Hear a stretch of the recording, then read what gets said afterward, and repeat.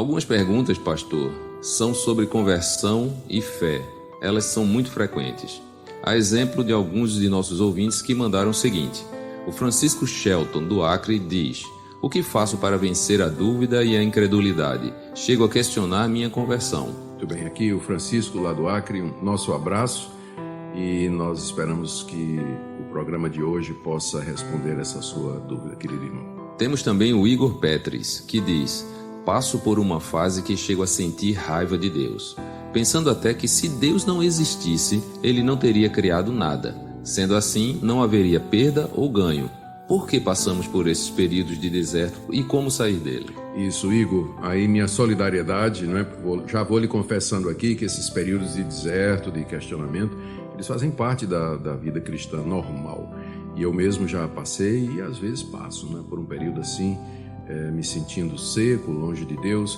Vamos ver se a gente consegue te ajudar e ajudar os demais ouvintes, que com certeza esse é um questionamento não só seu, mas de muitas pessoas, de muitos cristãos também. Deixa-me colocar aqui alguns pontos que vão, espero, nos ajudar a entender a questão. Em primeiro lugar, todas essas perguntas acontecem porque tanto o Igor como o Francisco, eles estão conscientes de que a fé é necessária para a salvação e para a santificação. Se não fosse, eles não estariam angustiados e preocupados por perceberem que lhes falta isso, ou pelo menos a fé que eles pensam que têm não é fé suficiente, ou pelo menos ou é uma fé que é vacilante. Então, esse ponto nós temos que deixar claro desde o início. De fato, a Bíblia diz que sem fé é impossível agradar a Deus, porque aqueles que se aproximam de Deus têm que crer que Ele existe e que Ele recompensa aqueles que o buscam. O versículo mais famoso da Bíblia, João 3,16, ele diz a mesma coisa. Deus amou o mundo de tal maneira que deu o seu Filho unigênito para que todo aquele que nele crê, não pereça, mas tenha vida eterna. Então a fé é colocada como sendo o meio pelo qual a morte de Cristo na cruz e os seus benefícios chegam até nós e nos são aplicados, como diz o apóstolo Paulo: pela graça sois salvos mediante a fé. Isso não vem de vós, é dom de Deus. Quando ele fala isso aí, se refere à salvação juntamente com a fé. De Deus procede a fé, e sem fé nós não podemos ser salvos. Daí então a pergunta desses queridos irmãos, né, deles e de outros: o que fazer, uma vez que eu sinto que não tenho fé, ou minha fé parece às vezes ser abalada. Bom, a verdade é que não somente a Bíblia, mas a própria experiência, a história da igreja, as biografias desses homens de Deus mostram que mesmo os crentes mais firmes, eles têm sua fé abalada. Ninguém consegue ter uma fé firme o tempo todo, a vida toda. Não existe cristão que não passe por dúvida, por questionamento, por vacilação e por enfraquecimento da sua fé.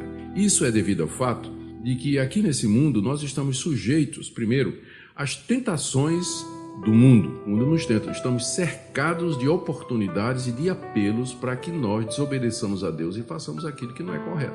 Então, quando o crente acaba cedendo a isso, quando ele se sente atraído pela mulher do próximo, ou quando ele fica com inveja do carro do vizinho, ou ele cobiça o emprego do seu colega, então a fé sente isso, sente a pancada, e a pessoa se pergunta: puxa, se eu sou crente, se eu tenho fé, por que eu ainda tenho vontade de fazer essas coisas erradas, cobiçar as coisas do mundo? Então, as tentações do mundo, elas representam um grande desafio para a fé.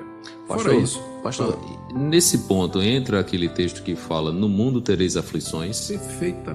Perfeitamente. Jesus disse aos seus discípulos que eles tivessem tranquilidade, bom ânimo, porque no mundo teriam aflições, mas Jesus disse: eu venci o mundo. Então nós vamos vencer o mundo, mas isso não significa que não é sem aflição, né? Não é fácil. Parte das aflições do crente é exatamente a luta contra a sua natureza incrédula, a sua natureza pecaminosa, inimiga e rebelde.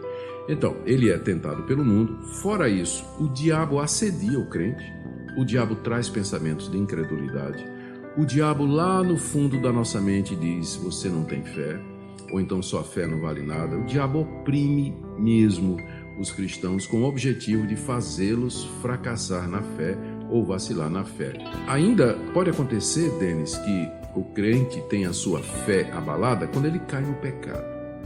Por mais crente que ele seja, ele tropeça. Ele diz uma palavra que não devia dizer, ele xinga alguém no trânsito, ele é desonesto nos seus negócios para ter algum proveito, às vezes porque ele está apertado, ele acha que justifica, mas aí a consciência acusa. Quando o pecado fere a consciência, a fé do crente vacila. Ele pergunta, será que eu sou crente mesmo? Eu acabei de fazer uma coisa terrível como essa, né? Será que um filho de Deus faria isso? Eu estou me sentindo realmente rejeitado por Deus e assim por diante.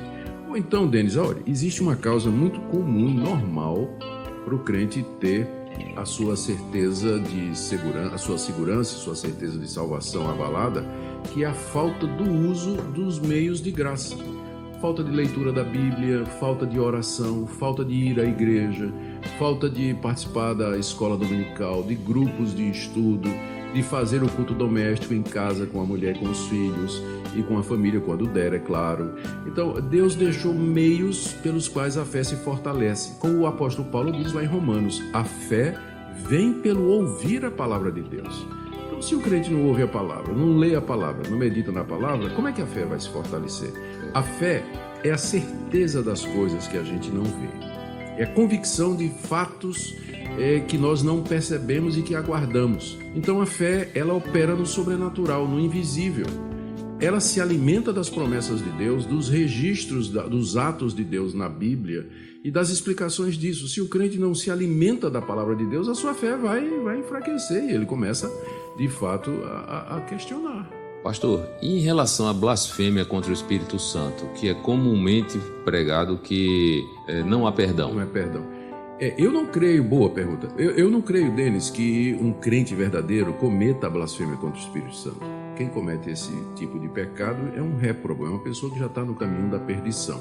Embora, é engraçado, muita gente crente fica se sentindo sem fé e condenada por Deus porque acha que cometeu pecado contra o Espírito Santo simplesmente porque questionou dons espirituais, questionou a legitimidade de um milagre, questionou a manifestação de línguas ou de curas que ele viu. Isso não é blasfêmia contra o Espírito Santo. Blasfêmia contra o Espírito Santo é você dizer que Jesus era possuído por um demônio e que aquilo que ele fez pelo poder de Deus, na verdade, era obra do demônio, que foi o pecado que os fariseus cometeram. Agora, Denis, o crente verdadeiro, ele nunca vai deixar de ter fé em Deus, porque Deus o sustenta, Deus o guarda, e embora sua fé tenha altos e baixos, vacile em momentos por conta daquelas coisas que a gente acabou de falar aqui, mas ele vai perseverar até o fim. Ele nunca vai parar de crer em Deus. Ele nunca vai conseguir virar as costas para Deus e para o Senhor Jesus, mesmo que ele tenha momentos de alto e de baixo. E para terminar aqui, como manter a fé viva e vencer a incredulidade?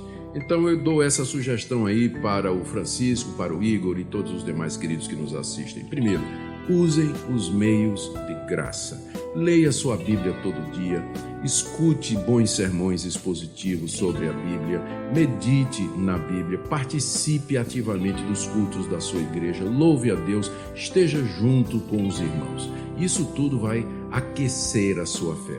Pense na fé como uma brasa, quando é tirada da fogueira, fica sozinha, ela vai apagar. Mas se você traz ela de volta para a fogueira, onde estão as outras brasas, ela vai ficar viva e aquecida. Inclusive, pastor, a comunhão com os irmãos ajuda quando se relacionam e alguns explicam sua experiência para os outros que estão passando agora. Exatamente. E aí eles veem que eles não são os únicos, né? É verdade. As pessoas passam também, eles cobram ânimo a respeito disso. E, Denis, é preciso confessar pecados.